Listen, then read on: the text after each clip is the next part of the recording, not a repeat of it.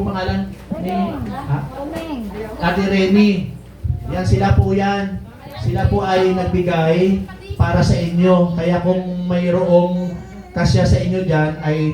Okay naman. Ayan, Tisha, pa-repair mo kay Ate Christine.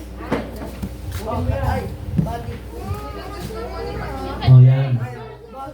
Ano yan? Oh, hindi naman nag-aabot sa akin. Siyempre, tatanggapin ko. Ayan, mamili kayo ha. Oh. Ayan. Ayan, Tisha. Pa-repair mo na lang yung baywang. Abo. Dami. Hindi kita.